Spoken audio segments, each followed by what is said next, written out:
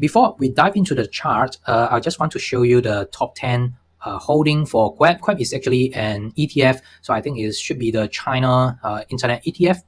So you can view it as a China tech stocks. So it's just an ETF that cover majority of the tech stocks in Hong Kong and also in US as well. I think currently there are around 50% or slightly more than 50% of the US stocks that's actually the constituents in KWEB, and around 40+% belongs to Hang Seng, Hong Kong.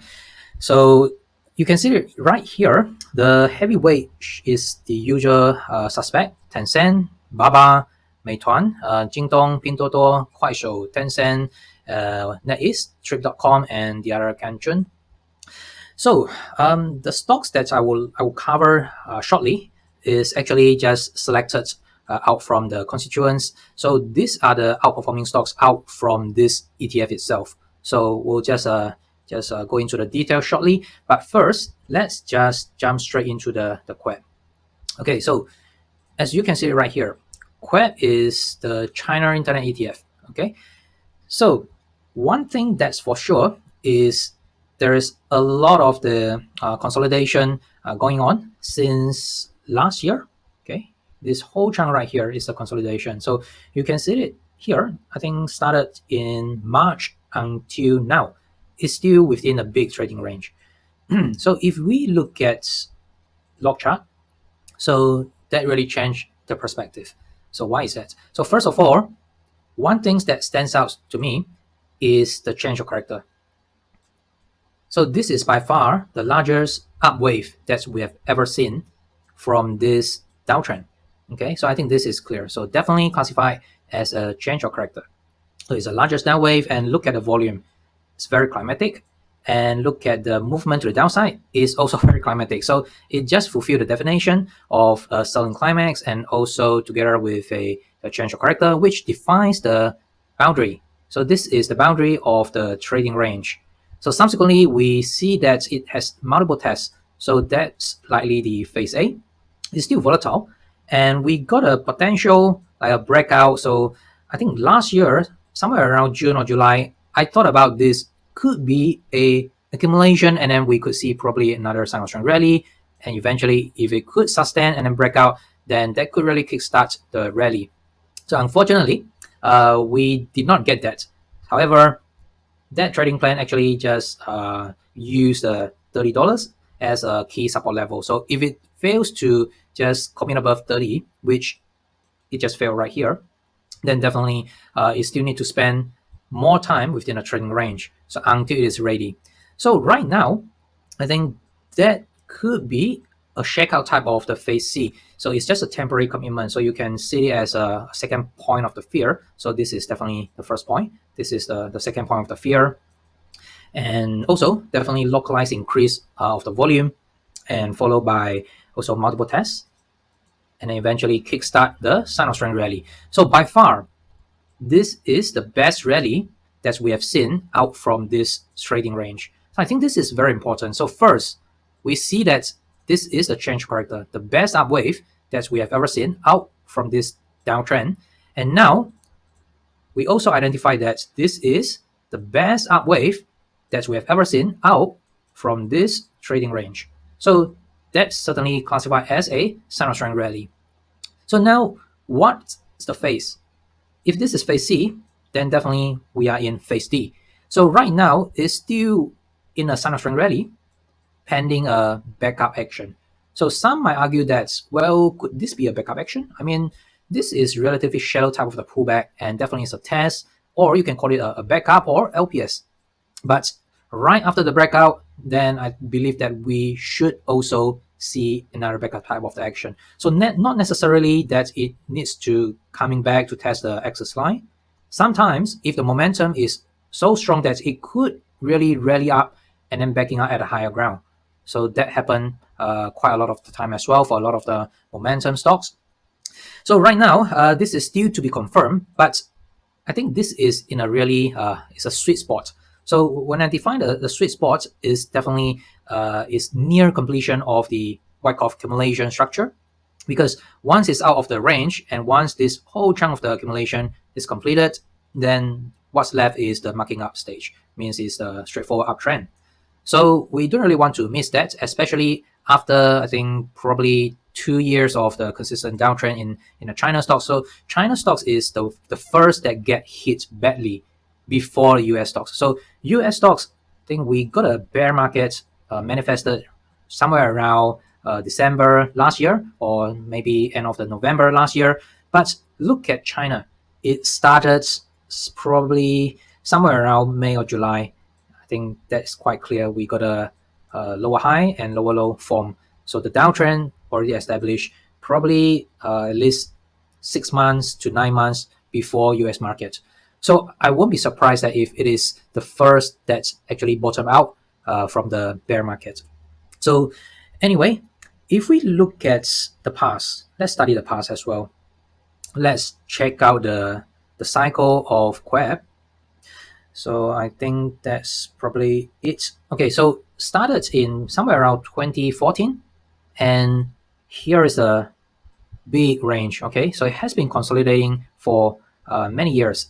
1.4, 1.5, 1.6, 1.7. So until 1.7, they actually kickstart the uptrend. So that's probably in line with the bull run in the US market, started in 2017. So I think that's we're right after the Trump got elected, and subsequently there is a distribution.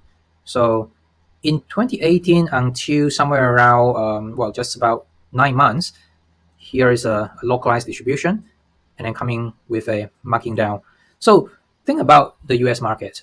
The US market during that time, that period, is a huge chunk of the trading range. So it's pretty much that uptrend followed by a change of character, and then it just consolidates for at least this period of time. While KWEB, or the China stocks, actually had a distribution and actually formed another trading range until the COVID hit. So 2020 March, here's the COVID low, and look at this. The structure is barely damaged. It's just tested the support right here. So during the COVID low, this just tested the support. So not even a spring. So the spring is just a temporary commitment. So this is kind of like a higher low. So not really classified as a spring. So this whole structure is still very much valid. But if we look at this portion right here just before the COVID, so if I just adjust the chart to here, this is very much like a accumulation structure, sign of strength rally, backing up. But this backup actually failed. A failure caused by what? A failure caused by the COVID. So COVID actually strike somewhere around January, February, and what we see right here is a breakdown, but it just tested the support. And then subsequently, it just rally back up, have multiple tests, and eventually just initiate a breakout. So here comes the uptrend. So you can definitely see this kind of the uptrend. So when it's actually breaking out, there is not much consolidation. It's just a very mild pullback. So this is a resistant pullback, breaking out, pulling back or consolidate for maybe 1 to 2 weeks at a higher ground without testing the axis line. So this is the axis line. So it's at a higher ground. And subsequently, it's just carry on this bull run and forming another reaccumulation and then breaking out again. So this is KWEB, and eventually this is very interesting. So look at this climatic run or the parabolic run. So somewhere, I think that's probably January, yeah. So at the end of 2021, there was a brief consolidation. So take a look at this.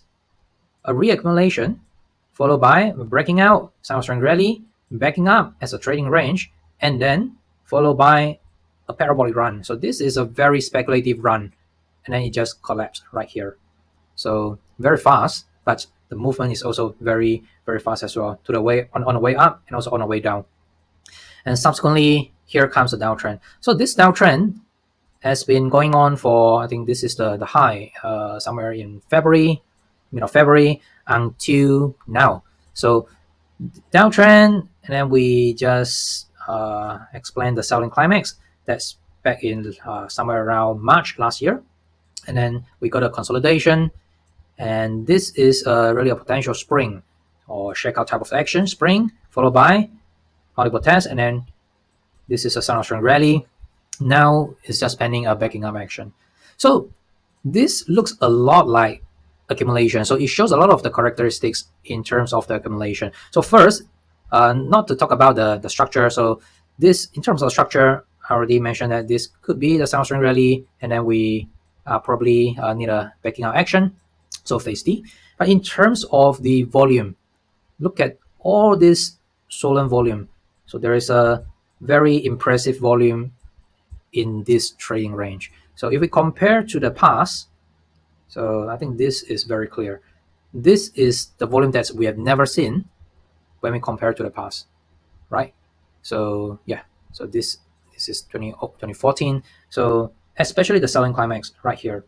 So there's certainly a lot of the bargain hunter or the value buy right here. So this could be the value zone that the institution just jump in to buy. So while there's institution capitulation, there is also institution to just take on the transfer of the shares. So that's why we see that there is a rally right here. So because there is a undervalue followed by buying on the way up, and then here again, break of the support.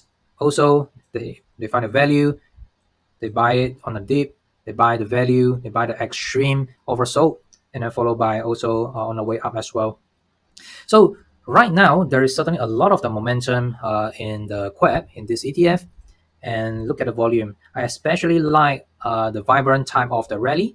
So this is very vibrant. A lot of the gap action, and also look at the volume has been quite consistent on the high side as well. Wow, the pullback, look at the pullback.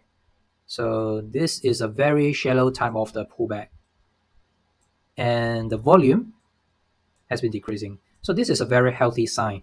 So if we compare to the past, so these are quite volatile. So although this volatility has been decreasing, but it had just go down and then keep going down without holding up again. So this is very important. So it just commit above 30, which is a key level. So this is sort of like an axis line, axis level. So this is a level that it actually commit above.